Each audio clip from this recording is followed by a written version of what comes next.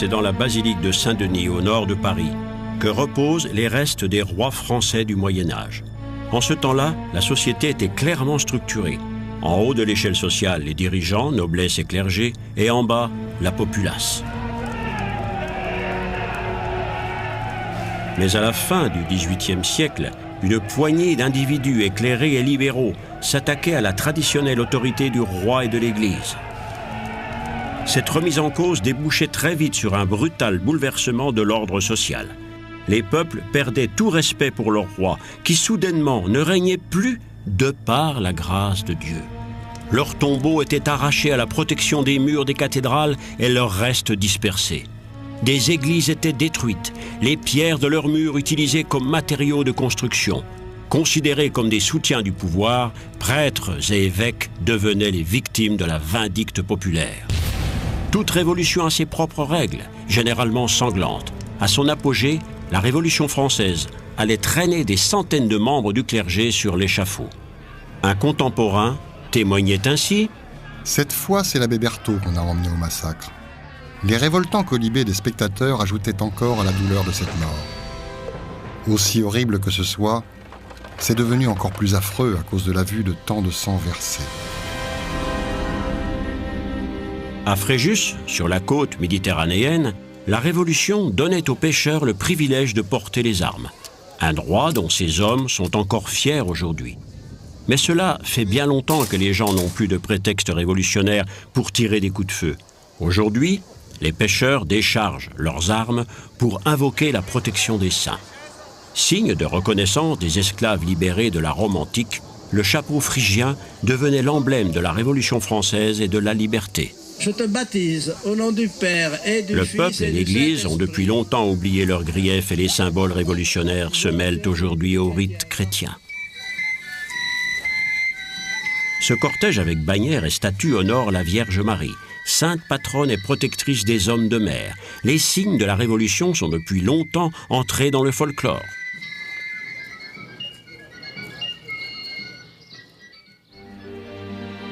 En cette fin du XVIIIe siècle, la ville provençale de Fréjus était au centre d'une paisible région. Mais la beauté de cette campagne du sud de la France est parfois bien trompeuse. À cette époque, cette terre avait bien du mal à nourrir sa population. Quittant ce havre de paix, un jeune homme de 17 ans se mettait en route pour rejoindre Paris. Il s'appelait Emmanuel Joseph Sieyès. Sieyès était le fils d'un petit et pauvre collecteur d'impôts. Son lot était celui de beaucoup d'autres enfants de familles nombreuses, une éducation sévère, frugale et sans espoir de recevoir jamais la moindre part d'héritage.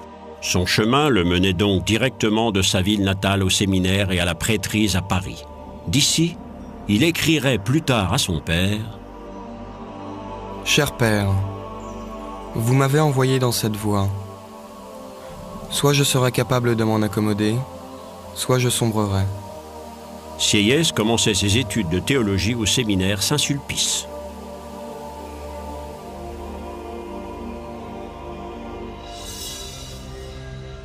Le séminaire et la carrière ecclésiastique étaient alors le seul moyen pour les fils de famille pauvres d'accéder à l'éducation et à une vie meilleure que celle de la majorité de la population. Pour faire carrière, les fils les plus doués de la petite bourgeoisie pauvre de l'époque n'avaient que deux choix: l'uniforme rouge du soldat ou la soutane noire du prêtre. Entre le rouge et le noir, le faible Sieyès n'avait d'autre solution que d'endosser la soutane. Le modèle d'éducation religieuse de Saint-Sulpice était un choc pour le jeune Sieyès. Cette éducation est un système inhumain dans lequel les éducateurs, se référant à quelques modèles malsains, mettent tous leurs efforts à accomplir leur mission en torturant moralement et physiquement leurs élèves. Sieyès se faisait rapidement une opinion sur les abus sociaux de son temps. Se cherchant des maîtres à penser, il se plongeait secrètement dans l'étude des écrits des personnages les plus éclairés de son temps.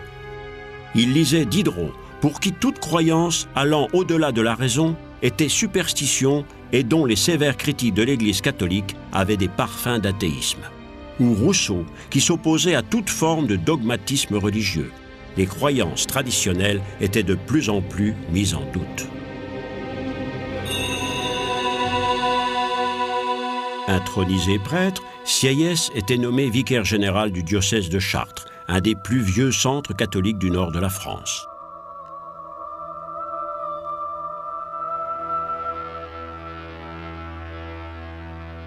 Lors de la convocation des États généraux, il devenait représentant du clergé à l'Assemblée provinciale. Sa vie ecclésiastique prenait un tour politique. C'était le début d'une étonnante carrière. Pour Sieyès, la cathédrale de Chartres n'avait rien d'une tour d'ivoire. Il développait à l'époque une perception plus aiguë que jamais des problèmes sociaux et il demandait ouvertement « Comment un individu peut-il combattre pour regagner les droits que l'Église et l'État lui ont confisqués ? La liberté, l'égalité et la fraternité ne sont-ils pas des principes chrétiens ? » En 1789, année où allait exploser la Révolution, l'ecclésiastique se transformait en avocat des opprimés. Dans un écrit, il posait une question provocante, mais fondamentale. Qu'est-ce que le tiers-État ? Cette même année, l'approvisionnement en produits alimentaires de base était déficient. Le peuple du pays le plus riche d'Europe commençait à souffrir de la famine. Et pourtant, en dépit de l'inflation et des mauvaises récoltes successives qui menaçaient la survie de la population, le pays était encore en paix. À la question « Qu'est-ce que le tiers-État ?» répondait bientôt une affirmation péremptoire. « Il n'est rien, mais il sera tout. » La Révolution allait bouleverser toute l'Europe, même si dans un premier temps, seule la capitale française semblait affectée. Après tout, les événements couvaient depuis fort longtemps à Paris et pas seulement pour cause de famine généralisée. Une bourgeoisie ambitieuse avait fait sienne les idées du siècle des Lumières, même si les écrits anticléricaux de Voltaire, vieux d'un demi-siècle, avaient été interdits, ses enseignements sur la prédominance de raison étaient restés étonnamment vivants. Les vieux rêves de liberté prenaient forme dans tous les domaines. Les frères Montgolfier et leurs ballons à air chaud étaient comme un symbole du développement illimité des possibilités humaines.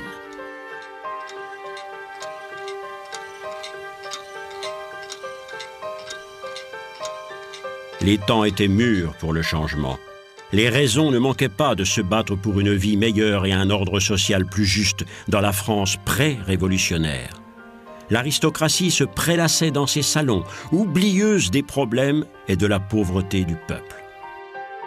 Le luxe des réalisations les plus modernes, les nouvelles inventions, les trésors artistiques et culturels n'étaient accessibles qu'à un petit pourcent de la population. Et cette classe privilégiée, dans la splendeur réservée de ses châteaux et jardins, avait échoué à percevoir qu'une nouvelle ère s'était levée depuis longtemps. À Versailles, en dépit de la crise financière, les aristocrates continuaient à vivre comme ils l'avaient toujours fait. La pompe royale et la gabegie dévoraient 1/10 du revenu national annuel. Tous ces gens vivaient à crédit. La moitié du budget de l'État était employée à servir le seul intérêt de la dette. L'État était en faillite. Le roi Louis XVI se montrait incapable de voir les menaces qui pesaient sur la France. Bien que possédant une mentalité de petit bourgeois, il continuait néanmoins à vivre dans la splendeur habituelle de ses ancêtres. Le roi et son peuple étaient à des années-lumière l'un de l'autre. Les Français se défiaient de la reine, l'Autrichienne, descendante de la maison d'Habsbourg. Ils considéraient qu'elle était vaniteuse et dispendieuse. Elle ne comprendrait jamais pourquoi il lui faudrait payer chèrement pour cette vie luxueuse. Marie-Antoinette mourait comme son mari, sous la guillotine.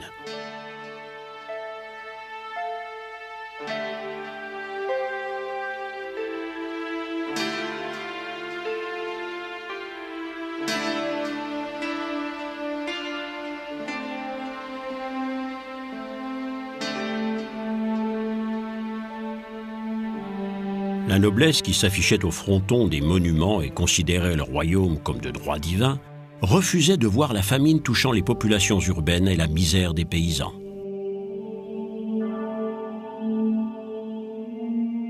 Selon une rumeur, la reine, entendant les paysans réclamer du pain, aurait cyniquement fait cette remarque. « S'ils n'ont pas de pain, qu'ils mangent de la brioche !» Vivant dans des conditions difficiles auprès du petit peuple, les prêtres du bas clergé n'avait aucun contact avec les hauts dignitaires de l'Église, proches de la noblesse, et qui prenaient le parti du roi. Comme beaucoup d'autres prêtres de même condition, l'abbé Sieyès prenait ses distances d'avec cette Église des puissants. Il abandonnait ses charges ecclésiastiques et se mettait au service de quelque chose de plus grand, la Révolution. Lors du serment du jeu de paume à Versailles, un nom passait presque inaperçu parmi celui de tous les signataires, celui de Robespierre. Et pourtant, cet homme allait bientôt semer la crainte et la terreur dans le pays, y compris parmi les partisans de la Révolution. Mais beaucoup d'ecclésiastiques révolutionnaires continuaient de croire à l'avènement d'un monde meilleur.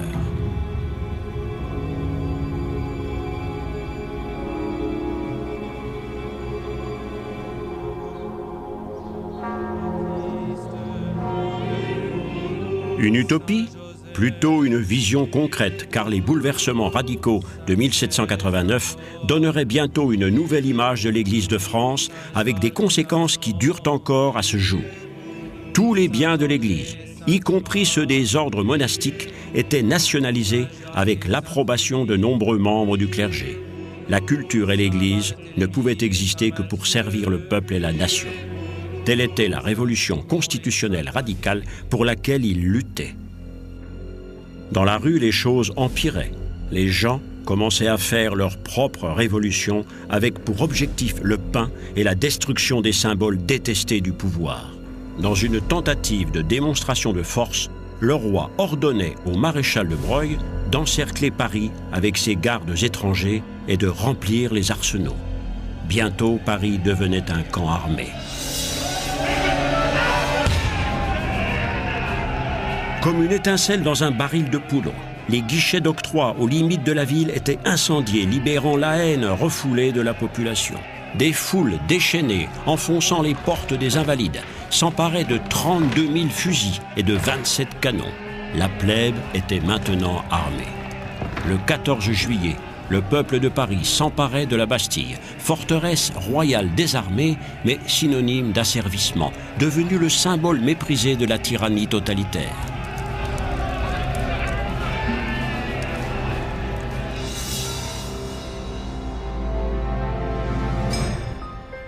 Parmi les centaines de milliers de précieux volumes de toutes époques conservés à la Bibliothèque nationale à Paris, se trouve le document le plus significatif de la Révolution, la Déclaration des droits de l'homme, datée du 26 août 1789.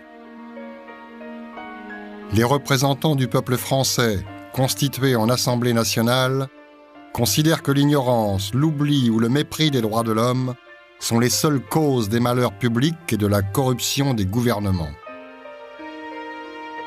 Soutenu par de nombreux membres du clergé et particulièrement l'abbé Sieyès, qui en était partiellement l'auteur, le préambule à la Déclaration des droits de l'homme énonçait sans équivoque les enjeux du mouvement.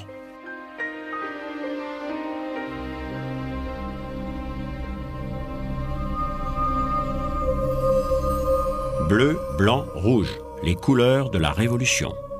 Le général Lafayette disait aux représentants « Je vous donne une cocarde qui voyagera dans le monde entier ». Les mots du général allaient devenir réalité. Lafayette, le commandant de la garde nationale, s'était battu aux côtés des Américains dans leur révolution contre les Britanniques en 1777. Il allait aussi être une des figures emblématiques lors de la grande célébration du premier anniversaire du 14 juillet. C'est là qu'il faisait serment de fidélité à la liberté, à la Constitution et à la loi, serment que le roi allait également devoir prononcer en ce 14 juillet 1790 sur le Champ de Mars. Le triomphe de cette nouvelle ère se reflétait aussi dans la nouvelle architecture. Comme si tout avait sa source dans l'Antiquité, l'art tirait maintenant son inspiration du monde hellénistique. La loi de la République était donnée à la France par Pallas Athéna. Enveloppée de sa grâce antique, la figure allégorique de la politique apparaissait avec les nouvelles tables de la loi faites de philosophie pure, le volet économique étant symbolisé par la corne d'abondance, promesse de la Révolution. La cérémonie empruntait également au christianisme et l'œil de Dieu devenait maintenant l'œil de raison. l'art devenait la passerelle de toute l'humanité et la liberté, coiffée du chapeau d'un esclave romain libéré devant une pyramide, l'aube d'une nouvelle ère. On trouve encore les restes de monuments révolutionnaires dans le parc Monceau à Paris. La pyramide représente la sainte montagne du souvenir, un symbole du rattachement à la culture de l'Antiquité.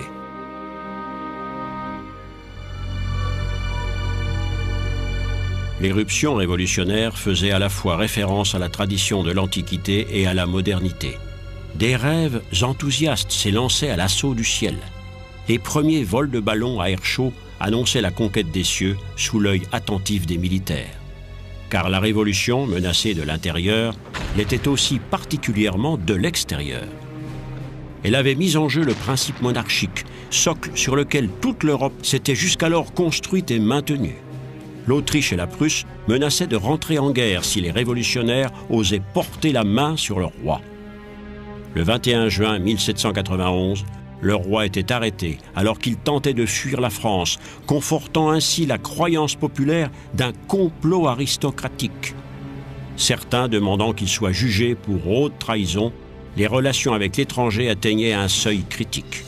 En Grande-Bretagne, en Espagne, en Prusse et en Autriche, les gouvernements s'organisaient pour combattre la Révolution.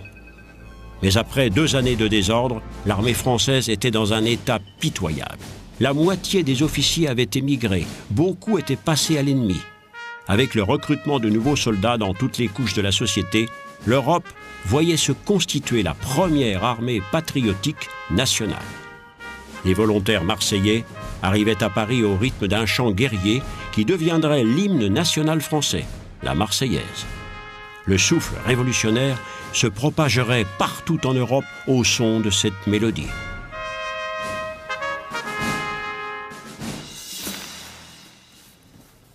Le pain, aujourd'hui devenu banal, est un aliment emblématique de la culture française, même s'il s'en consomme partout dans le monde. Mais c'est ce pain qui, il y a 200 ans, était à l'origine d'une révolution populaire dont les effets allaient se propager dans le monde entier. Avant la Révolution, l'homme du peuple consacrait 90% de son salaire pour acheter ce pain, base de son alimentation.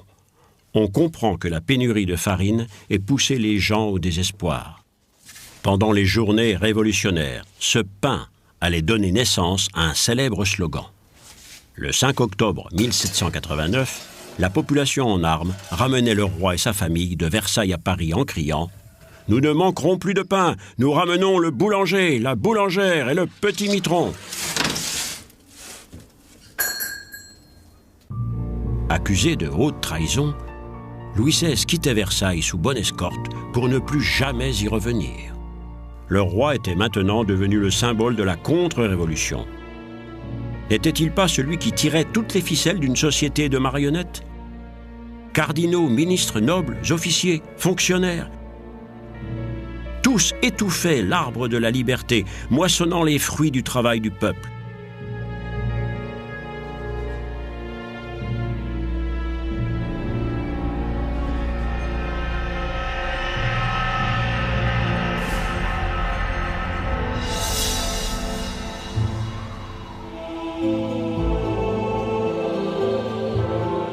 La Révolution française marquait un tournant dans le rapport de l'Église et de l'État.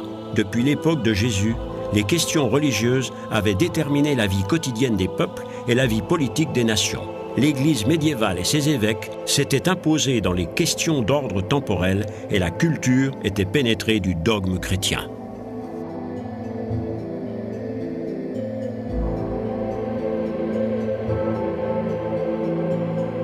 Mais à l'aube de l'ère moderne, les peuples commençaient à mettre en cause l'influence de l'Église. En lieu et place du message chrétien et d'une profonde piété, 3 mots marquaient maintenant la compréhension populaire de l'État. 3 mots qui valaient la peine qu'on se batte pour eux. Égalité, fraternité et liberté. Et d'abord, liberté de se délier de l'autorité de l'Église, qui devait maintenant redéfinir ses rapports à la vie politique et culturelle si elle voulait éviter de sombrer avec un système en perdition. Louis XVI, le traître dégradé, est redevenu le citoyen ordinaire Louis Capet, était exécuté le 21 janvier 1793. Ce moyen vraiment humain d'exécution ne cause aucune souffrance. Le délinquant ne ressent qu'une froideur légère sur le cou, disait le docteur Guillotin en présentant au roi son invention. Tous les deux allaient pouvoir expérimenter la véracité de ses dires.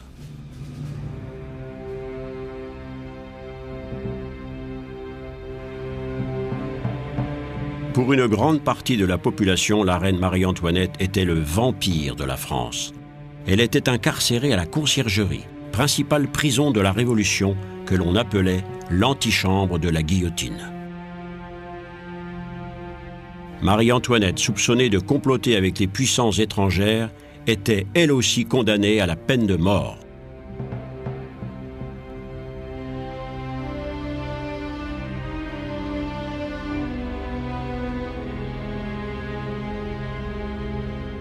Elle apprenait de ses geôliers que l'horrible machine dressée à l'extérieur ne se reposait jamais. Le terrible couperet de la violence était en mouvement perpétuel. Son acte d'accusation commençait par ces mots. Sans aucun doute, depuis son arrivée en France, Marie-Antoinette a été le fléau et la sangsue de la France. Les preuves de haute trahison étaient minces, mais le verdict certain dès le début de son procès.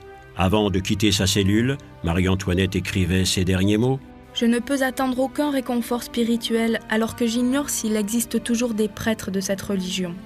Je pardonne à tous mes ennemis le chagrin qu'ils m'ont causé. Je meurs dans la religion catholique, apostolique et romaine, la foi de mes pères dans laquelle j'ai été élevée et que j'ai toujours professée. J'embrasse mes pauvres enfants. Mon Dieu, comme il est déchirant de les laisser pour toujours. Adieu. Adieu. » Après lecture de la sentence, on lui liait les mains, bien qu'elle ait demandé qu'il lui soit permis de marcher sans les faire. Ses cheveux étaient brutalement coupés et on l'emmenait avec une corde autour du cou. «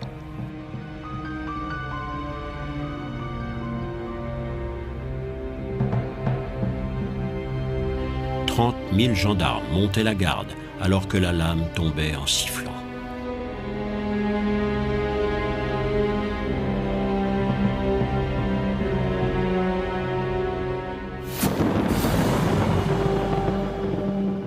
Tous n'étaient plus égaux devant Dieu, mais devant la guillotine. Devant leur refus de prêter serment à la Constitution, les radicaux, emmenés par Robespierre, considéraient maintenant le clergé comme autant d'ennemis. Sieyès, prudent, disparaissait. La Révolution dévorait ses enfants. Danton, ministre de la Justice, était le grand ordonnateur des meurtres. Le parlementaire Jean Marat inventait le slogan « Nous ne devons laisser derrière nous que du sang et des cadavres ». L'église du Panthéon, construite sous Louis XV, devenait un temple en hommage aux grands hommes de la patrie.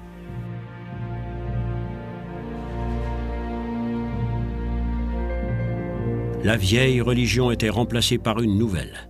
Au milieu du temple se dressait l'autel de la patrie, érigé pour honorer les réalisations de la Révolution.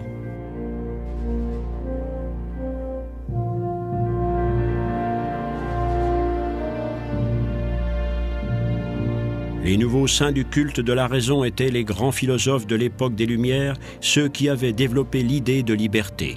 Le premier d'entre eux était Voltaire. C'est ici qu'est enterré le pourfendeur du pouvoir ecclésiastique, le combattant de la tolérance. Voltaire, écrivain, historien, philosophe, permettait à l'esprit humain de se libérer des liens d'une tradition obtuse.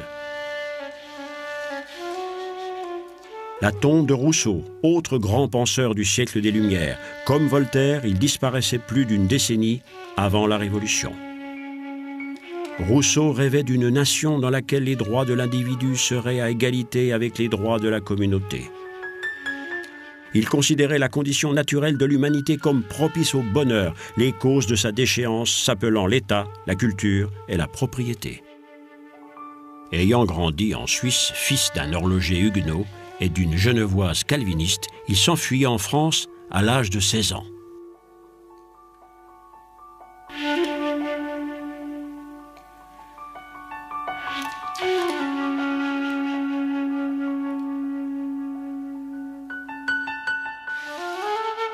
dans le jardin idyllique de sa protectrice, la baronne de Warrens, Rousseau trouvait son image de Dieu. À la place du Christ, il plaçait un Dieu qui pourrait être éprouvé par l'observation de la nature. Rechercher la plus grande intimité possible avec la nature devait donc être la tâche assignée à toute éducation et à chaque religion.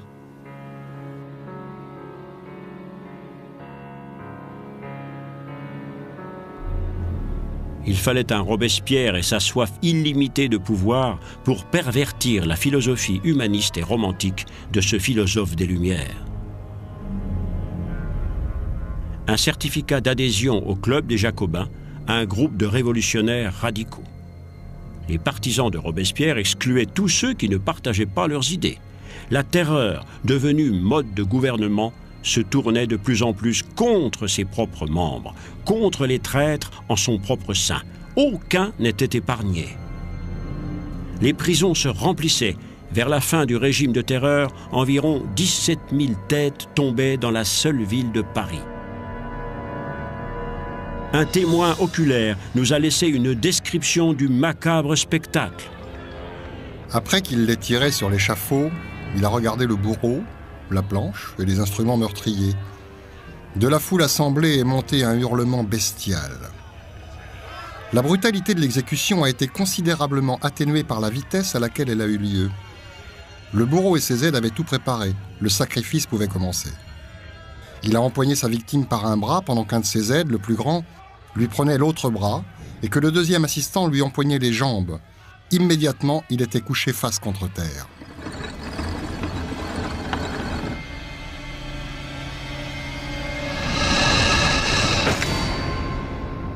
Une fois la tête tranchée, le corps tout habillé a été jeté sur une charrette où tout était inondé de sang. Et cela a continué sans arrêt. Quelle horrible boucherie!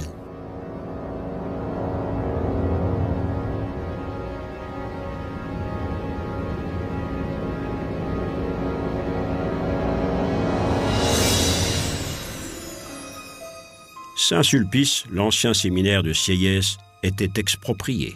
Les prêtres qui refusaient de prêter serment à la Constitution étaient poursuivis et arrêtés dans tout le pays.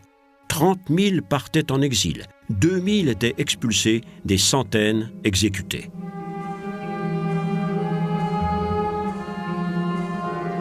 Sous Robespierre, la religion devenait ordonnancement du gouvernement.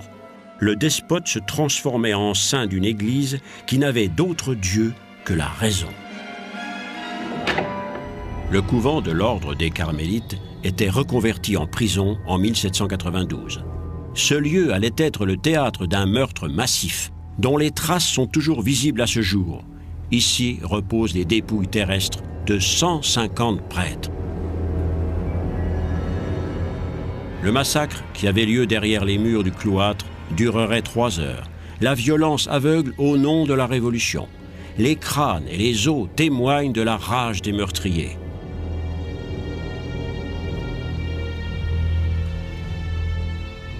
Les rapports révolutionnaires notent fièrement que les victimes avaient été promptement exécutées. 1 meurtre par minute. L'industrie de la mort.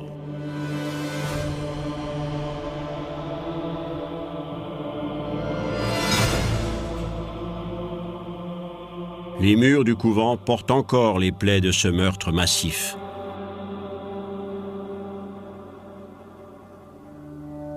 Était-ce cela le triomphe de la raison ? Était-ce cela la façon de libérer les individus de la domination et de l'oppression ? Était-ce pour cela que le tiers-État, et avec lui nombre de ceux siégeant dans les rangs du clergé, s'étaient battus ?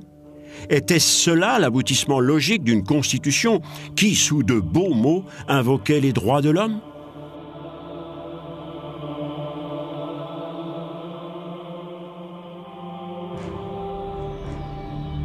Nichée au centre de la France, la petite ville de Cluny était depuis le Xe siècle le centre florissant du catholicisme français. C'est de Cluny qu'était partie la grande réforme de l'Église au XIe siècle. Là se dressait le plus grand ensemble de bâtiments religieux du monde occidental.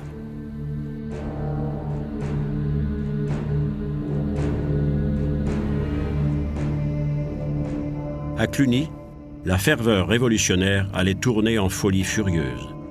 Les hautes tours de la vénérable église étaient abattues sur décret du gouvernement révolutionnaire sous prétexte que leur élévation au-dessus d'autres constructions viole le principe d'égalité.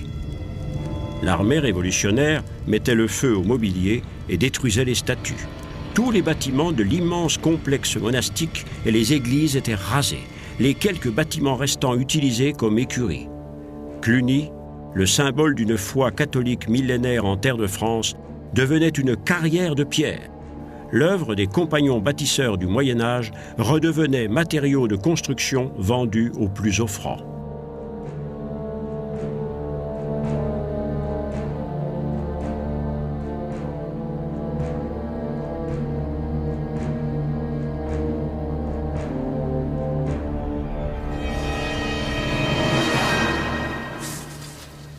Dans les archives municipales des plus petits villages français, on trouve encore des documents témoignant d'un extraordinaire développement pour la société de cette fin du XVIIIe siècle.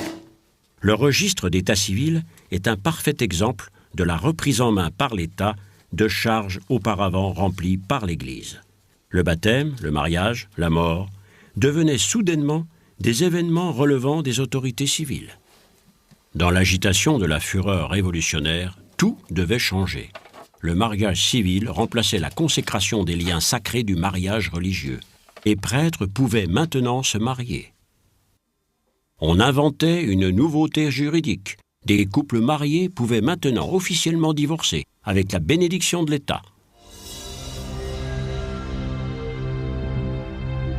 On interdisait aux prêtres de pratiquer leur ministère au grand air et une demande était posée pour supprimer les croix sur les tombes. Les services religieux du dimanche étaient catégoriquement interdits. De nombreuses églises paroissiales étaient complètement fermées ou reconverties en temples de la raison. On remplaçait une fois pour toutes le culte de la superstition et de l'hypocrisie par le culte de la République et de la moralité naturelle.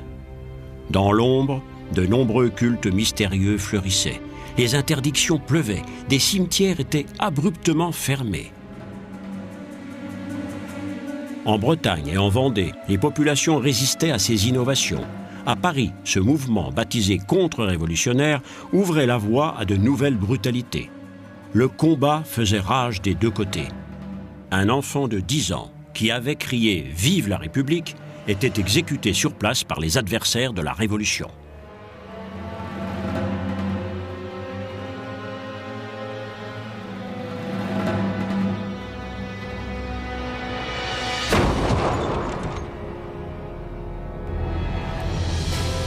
Qui était la victime? Qui était le criminel? Tous étaient à la fois meurtriers et martyrs. Marat, le monstre assoiffé de sang de la Révolution, n'avait qu'un credo. Pour le maintien de l'ordre public, 200 000 têtes vont devoir tomber.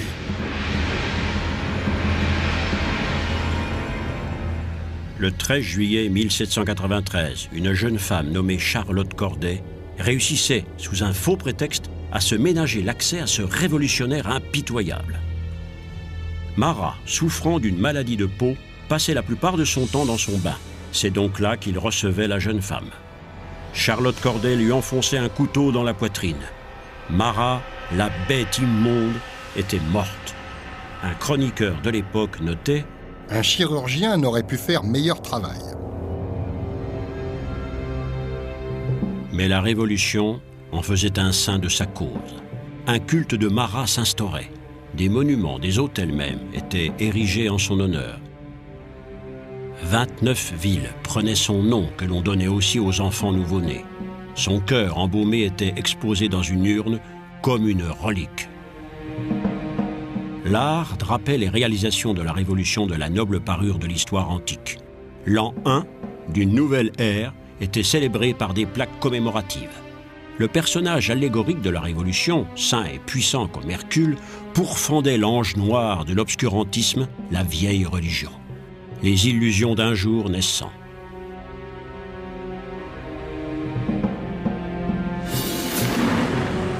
La cathédrale Notre-Dame de Paris devenait temple de la raison, cependant que le sang des victimes répandu dans la Seine baignait ses fondations.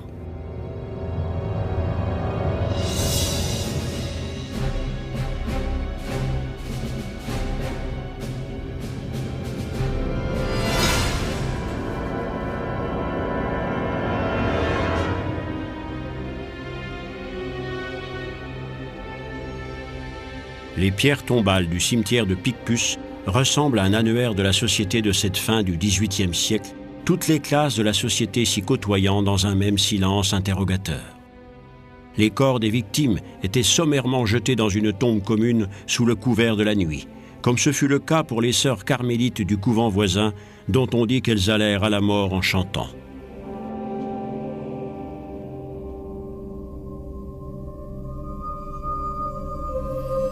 Cette chapelle est un lieu de recueillement en souvenir des victimes de la Révolution.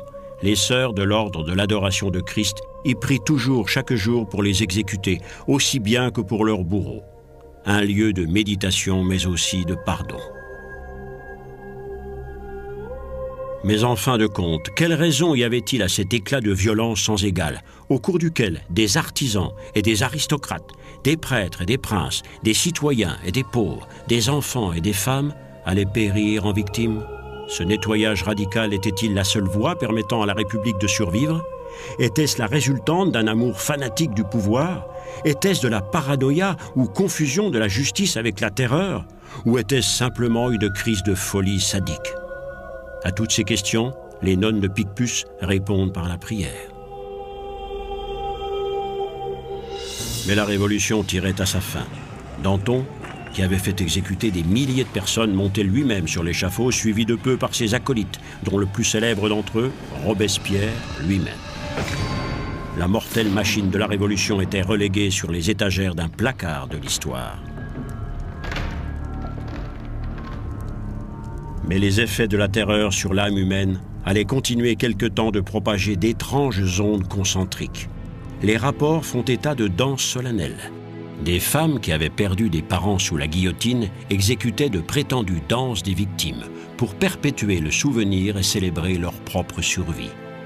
Une macabre danse funèbre.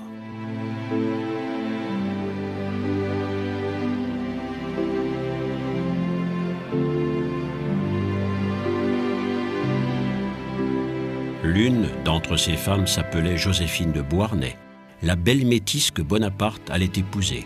Elle laissait le souvenir de son passage dans les geôles du cloître des Carmélites en gravant son nom sur le mur pour la postérité. Sieyès, qui était prudemment resté à distance pendant la tourmente, réapparaissait sur la scène politique une fois le danger passé. Membre du Directoire, comme s'appelait le nouveau régime politique, il recevait cette arme en remerciement pour service rendu à la nation. Après avoir sauvé sa vie, il sauvait sa réputation. Sieyès demandait maintenant la stabilité politique. Au milieu d'un cercle d'intimes, il s'écriait « J'ai besoin d'une épée.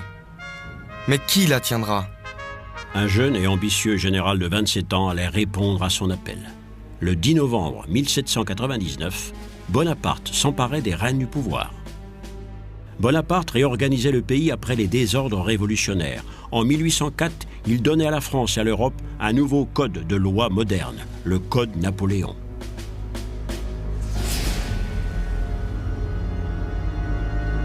Il faisait également la paix avec la religion en signant un concordat avec l'Église catholique. Le catholicisme était reconnu religion de la majorité du peuple français, mais la séparation de l'Église et de l'État n'était pas remise en cause. En se faisant couronner empereur par le pape, Bonaparte devenait Napoléon et soldait la Révolution. La guerre civile était finie, mais la guerre avec de nombreuses nations européennes continuait à l'extérieur. Avec les horreurs de la guerre, les soldats apportaient également les idées d'égalité et de fraternité. Quant à la liberté, elle allait, comme souvent dans l'histoire, passer à la trappe sous le règne de Napoléon. À son apogée, l'énorme empire s'étendrait de l'Espagne à la Russie, de la Baltique à l'Italie. Conquis par la force, il ne pourrait être maintenu, mais les valeurs qu'il avait apportées ne se retireraient pas avec lui. Joseph Sieyès avait traversé une période de violents bouleversements. Il avait vu naître le règne du pouvoir de la raison dont les vagissements avaient profondément secoué la tradition ecclésiastique.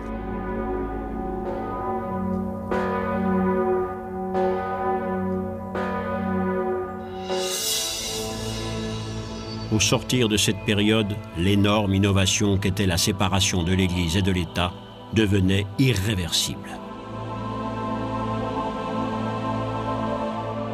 Au cours des siècles de cheminement du christianisme à travers l'histoire, dans la joie et la douleur, à travers la paix et la guerre, jamais une telle ligne de démarcation n'avait été aussi clairement tracée. C'en était fini de l'interpénétration de la religion dans la sphère politique. L'ère moderne mettait définitivement en question le pouvoir temporel de l'Église. Mais ce n'était pas une perte, bien au contraire.